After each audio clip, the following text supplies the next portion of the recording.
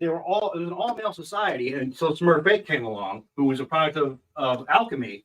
So there was pretty much a whole homosexual society going on down there. But what about them before? Were they eggs before, or were they like mushroom spores? I don't know. I mean, can mushrooms produce sexually? I thought they did asexually, but at the same time, I think they were homosexual because they were all males.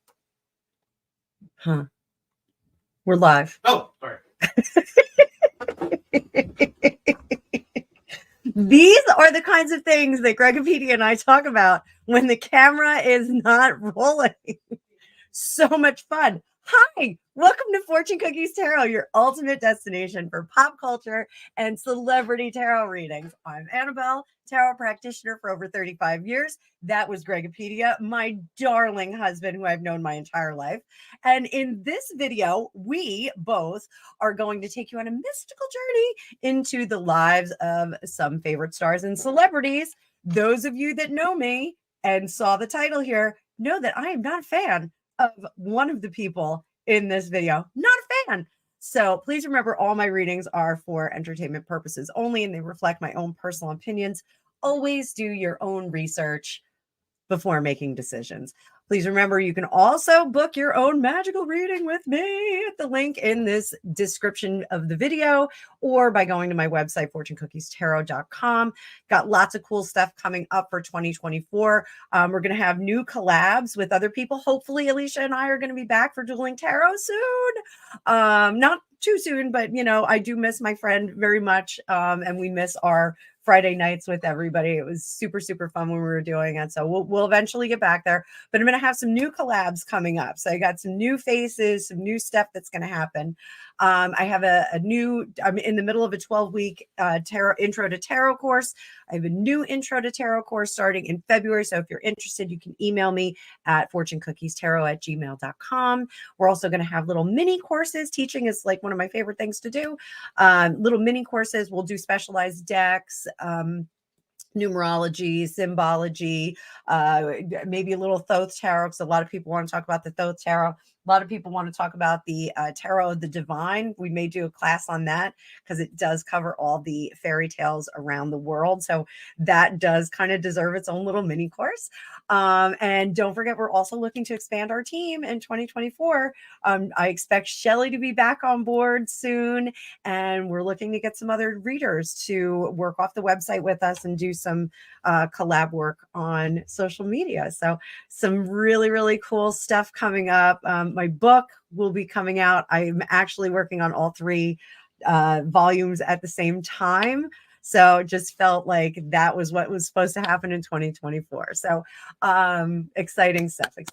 So I hope you will continue to join me exploring the stars and cards, and you'll subscribe and hit the bell for notifications. Also comment. It does help the algorithms and helps spread the word. Hit the like button too, because they really like that. Even though the like button's been really weird for me in the last few months, like I'll have like 100 views on my videos and I'll have 1.6 thousand likes. So can't figure that out. Most of all, thank you so much for being a part of my tarot community. It's my favorite part of the day, and I appreciate each and every one of you who makes it possible for me to do this. So exciting stuff. So let's bring up our card view, and here we go. I am going to disclaimer again and say one of the people in this video is not my favorite celebrity. I thought this was a very odd marriage anyway. I am, as a lot of you, I was a product of the 70s.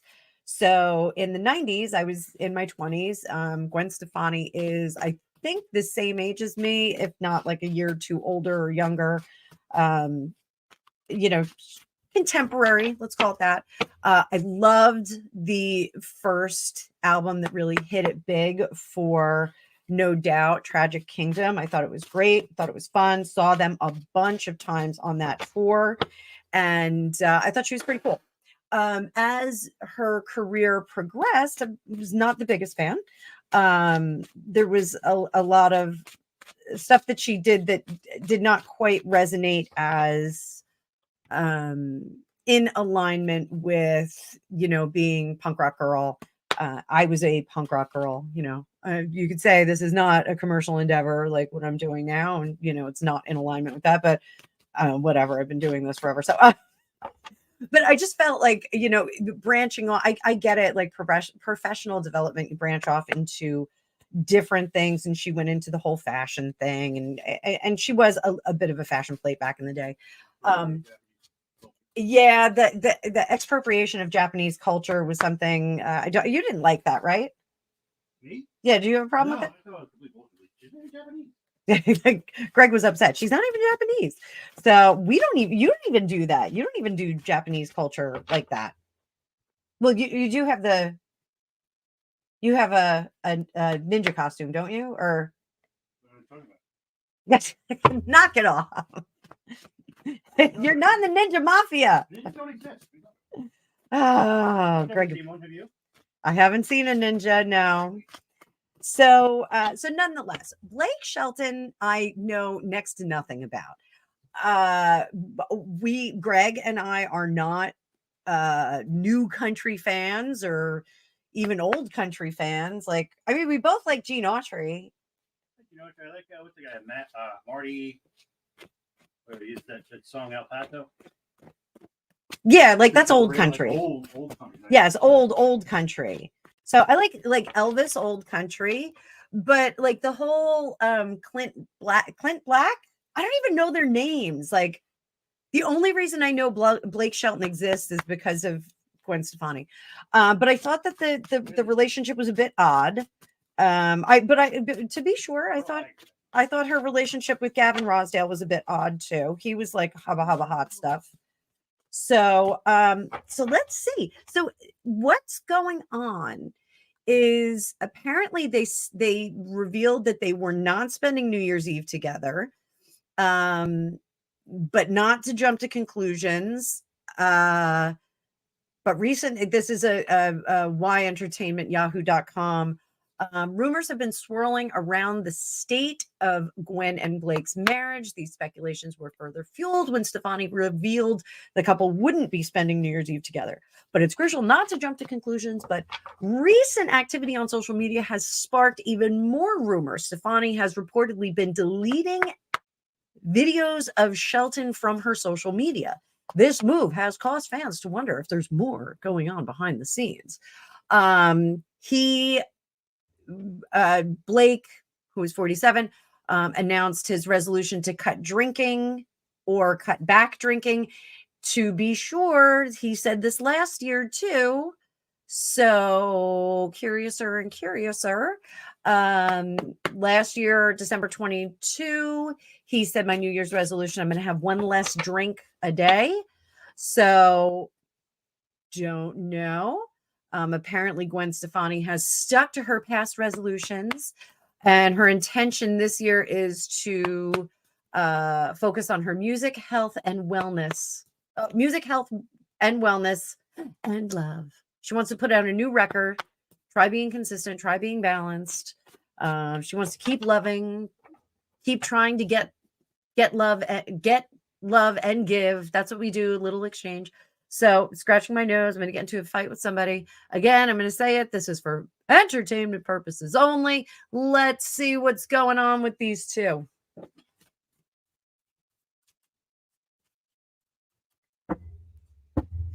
And sticking with the theme of the week, I'm going to do a Celtic Cross again. Go figure. It's not so unlike me. It's so different. That's a good sign. And that's normal.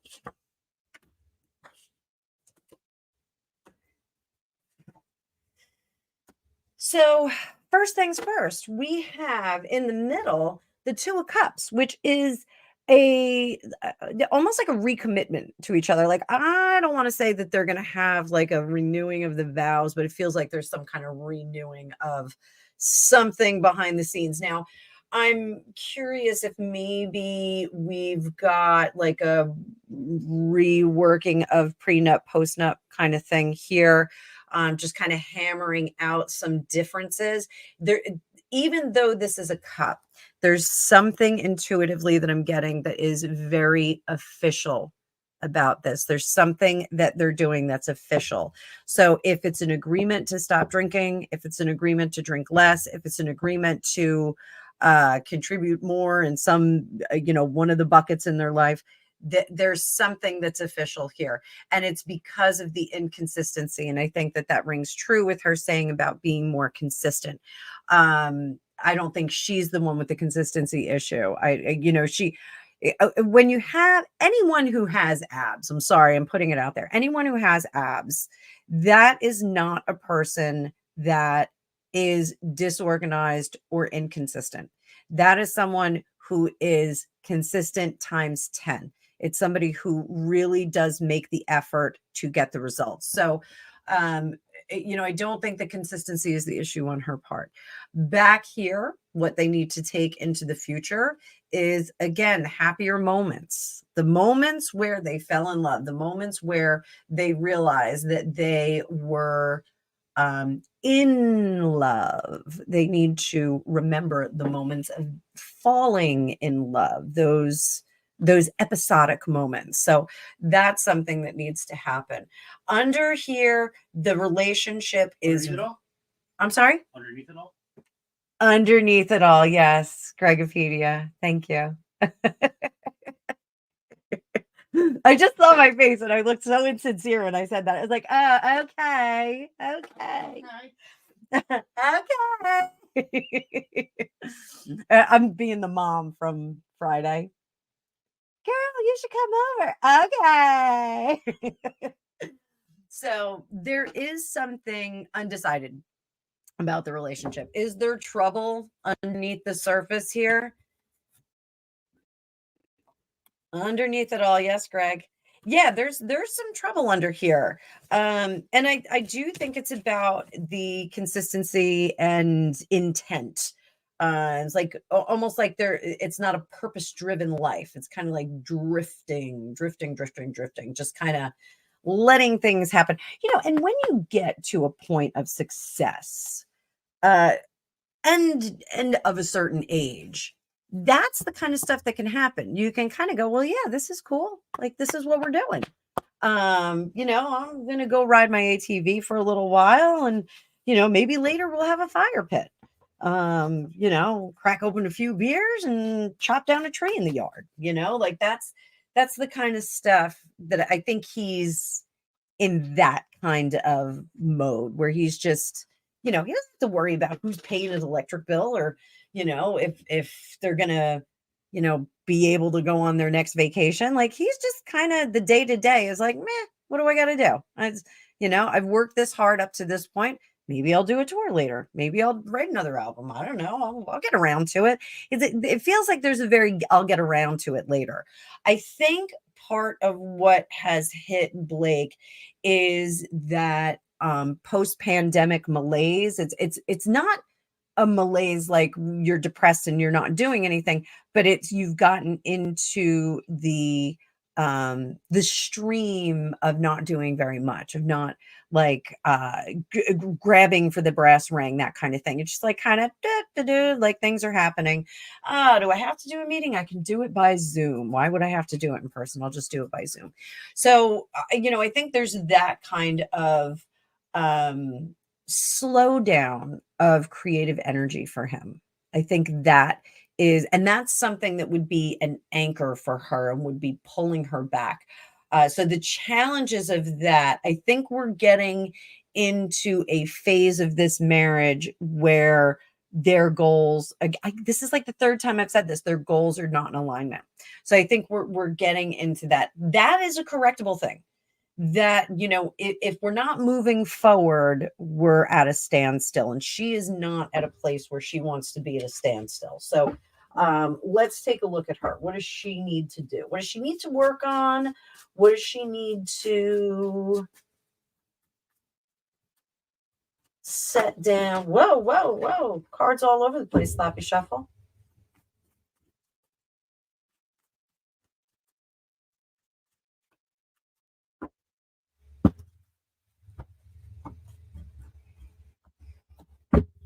So where is she at? So she's ready to move forward and start to do some creative, interesting things. She wants a fresh start.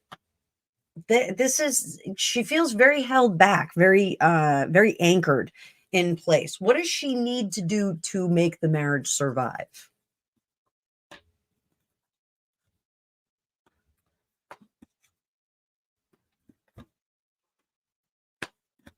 So her messaging needs to change. So the messaging, if you have someone who you are dragging behind you and like kind of trying to motivate them to get more on board with you, telling them how much they suck is not the best way to do that. Or how far they've fallen. It's not the best way to do that. What really needs the message needs to be crafted a little bit differently, and crafted as this is a renewal of where we're at, but also to voice the lack of emotion that is resulting as this malaise, this anchoredness continues. It's interfering with her emotion toward the marriage. So she needs to be vocal about that, and also vocal about how the energy that would otherwise go into the marriage is now going to go into her professional career and move forward.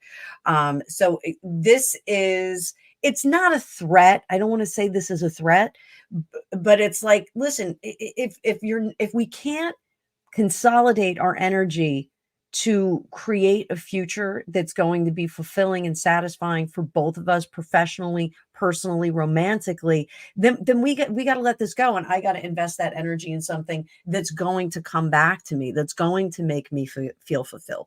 So that's a tough conversation. That's telling somebody, you got to ish or get off the pot kind of thing. You've got to move with me, or you got to get the hell out of my way, is really the messaging that needs to come across. But I think delivering it by saying, the energy that I would otherwise invest in our relationship is going to go elsewhere into my professional relationship. So if you want to stick with me, let's go together. I'll make sure that I allot energy for you. I think that is a fair conversation to have with someone. So let's take a look at Blake. What does he need to do? What does he need to do?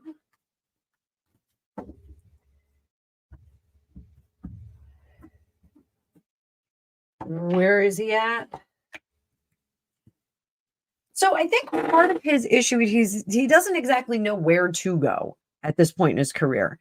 I think he had worked his entire life up until this point to kind of get to this point. I think he really wanted to sit on the porch and watch the fireflies and, maybe go out on the boat on the lake later on next weekend or later on this month. And, maybe we will take that trip up to the cabin and hang out for a little bit.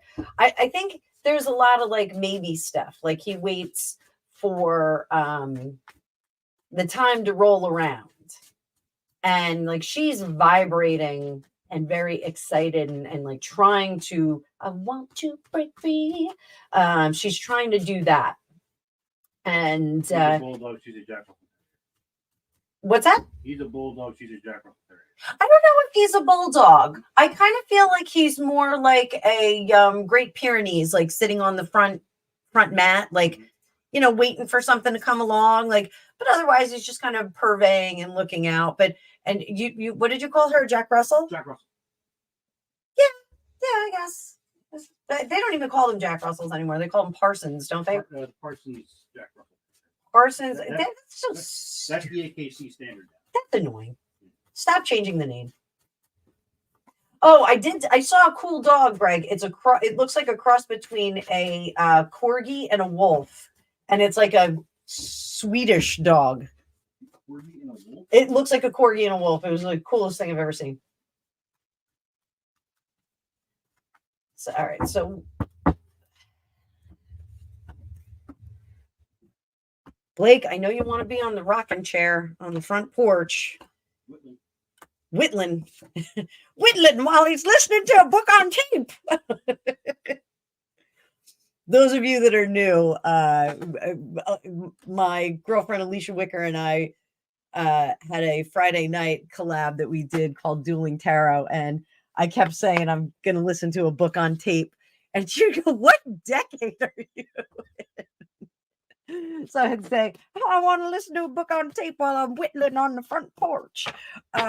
So yeah, Dueling Tarot will be back hopefully, soon. Yeah, we will be back at some point. So so he needs Shelton needs to start to craft some ideas for the future. So is that a collab with his wife? I don't think so. I think he needs to do his own project. I think the relationship needs to be the relationship standing on its own. She needs to have her creative endeavors and work on her side. He needs to have his own work and creative endeavors on his side. I don't think that they should cross the streams on this. You know, I don't want to say he's blocked creatively. He's not blocked, but he just it's almost like he's kind of milked it for all it's worth. Like he's just doesn't have the experiences, and I think that that's part of him sitting on the porch, is that is going to create the cycle where he is not going to have any experiences to talk about, and he's not going to be able to, you can only write about the view off from the front porch so many times. So I think he needs to get out there and experience life. I'm going to throw this out here. So we've been talking about Nashville a lot, our friends and I, and Greg and I and our friends. Nashville just keeps coming up. We had Nashville on the TV at one point. I actually am a fan of Nashville. I had the choice to move there or Los Angeles, and I think it was dumb to not move there now in hindsight. But my girlfriend Kathy, she loves Nashville. Kathy, the world's loudest librarian. We've just been talking about Nashville. I almost feel like he needs to lock in with one. There's a street in Nashville where like there's all these bars and like there's live music all over. It's almost like he needs to like kind of set up a residency at one of those. And I know that's kind of lunacy because he is so much bigger than someone who could just do this easily. But it actually like do like a mini Vegas residency in Nashville at like a moderately small place. I think it would be really cool. He could play like a few hours a night, few nights in a row. And I think that would infuse him with this this energy of the energy of the crowd that he needs to feel. He needs to get the feedback. He's not getting enough feedback from people. Or conversely, set up with one of those organizations and do kind of like Blake Shelton, The Voice. What is it? Are they on The Voice? Is that what it is? Like America's Got Talent or something? I don't know what it is either. I think it's The Voice. I think it is. It might be The Voice. But if he did like a remember like when you had open mic night or like Battle of the Bands, like if he did like a Battle of the Bands open mic night kind of thing, I think it would be really cool, like in a live format. And like Nashville is red hot, Nashville hot chicken. It's red hot. So I think doing something like that kind of capitalizes on the hotness of that as a destination and as a really, really cool place to live and play. But it would, kind of serve him personally, where he would get this infusion of excitement. I think that would be really cool for him. That may be able to give him some juice, but it also may put him in a position where there are temptations there. So that is one of the warnings that I would give him, to be careful about temptations. And I'm not talking about the imbibing kind. I think they're, what's that? Dos Equis? Cat treats. Cat treats? What do you mean cat treats? Temptations. Yes, Temptations cat treats. Is this video brought to us by Temptations cat treats? Is it today's sponsor? It should be. It should be today's sponsor because our cats love those. I'm actually training Lily, the little black kitty, to come up and bump her nose on my hand, and then I give her a treat because she's a little touch sensitive. She's actually, her mama was feral and she got a bit of the feral. AJ did not. AJ is like, that's the one who was doing the biscuits on me the other day. There's a short of him doing biscuits on me, so cute. But yeah, so Lily, I'm trying to get her a little bit cozier and a little bit less touch sensitive. My son, she's like all over my son, but for me, not so much. And she also loves Ella, but me and Greg, she's like, not looking at you guys, probably because I cut her nails one time. So that's what I think. I think Blake needs this public experience where he's going to get the give and take of the energy from the crowds. I think he does need that professionally to kind of spur him on and give him a next thing to do. Even though if he did like a The Voice live at one of these restaurants or bars, it would seem kind of like doing the same thing over and over again. It's not going to be, because there's going to be different personalities that are plugged into it, and it's going to inspire him, which is really the main thing that he needs right now, is some inspiration professionally. But this is going to be a problem, having some things thrown at us, him being the guy in charge. He's going to need to really affirm where he is in his relationship before he starts to do that. Because if there's any kind of question mark over the relationship, he could possibly stray out of quarters just because of the festival kind of carnival of it all. So there it is. That's what I'm saying about that. Overall message to the two of them. Let's just get one last overall message.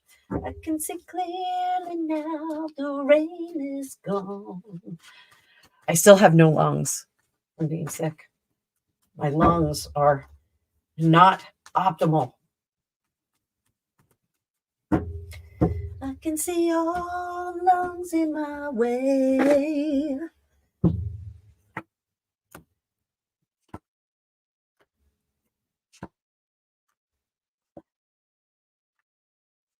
So overall message for them: monkey wrenches will get thrown at us, but if we use Dave Grohl?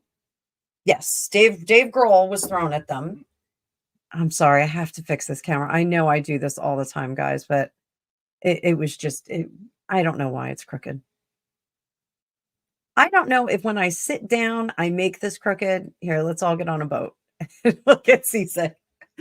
So things will happen to us when we get this Tower card. The Tower is things that are happening to us, and that can be natural outgrowths of length of time in relationships. That can be part of it, as long as we have our ducks in a row and we actively, the Queen of Cups actively is loving on someone.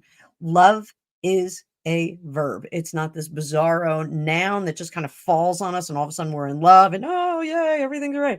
You actively have to do it. You have to cultivate and you have to work at it. You can't just, it is the international language of love, the international language. So this, as long as they put the effort in, this is an effort card. This is making sure that someone knows and understands. Abolishing all the secrets, but keeping the secrets that will sting out of the equation. So, every now and then somebody in a relationship gets drunk and they wind up confessing everything and they bring up their DMs and they're like, all these women have been flirting with me. That's really dumb. Like, you don't necessarily need to do that. You can present honesty and full disclosure without shoving it in someone's face and letting them look at it. Letting them look at every ick pic that's in your DMs or every oob pic that's in your DMs. Like, you don't need to do that. It's not okay. Concealing the things that will be really hurtful and troublesome is fine. Then they can start anew together creatively, but they both need to have some kind of creative outlet that is right for them, not collective. They don't need to do anything together as a project. They don't need to do another duet album. Please, God, don't do that. It was not received well. They don't need to do songs together. They don't need to do projects together. Have your own existence, have your own professional existence separate from your spouse. Doesn't matter where you met, doesn't matter how you did things, just do them separately from now on. Have the relationship together. So the maintaining separation professionally is going to strengthen them personally, or at least strengthen them to the point where they can make a decision. So that is all I have to say about that. I hope everyone enjoyed that. That was a lot of information, but we'll keep an eye on them. I think we're going to have to keep an eye on a few people. So thus far this week, we had Demi Lovato, we had Elijah Blue. Now we've got Blake and Gwen. We're going to have to keep an eye on them. I am not sure what reading I have in store for you tomorrow, but I hope to see you back here. Please like, share, and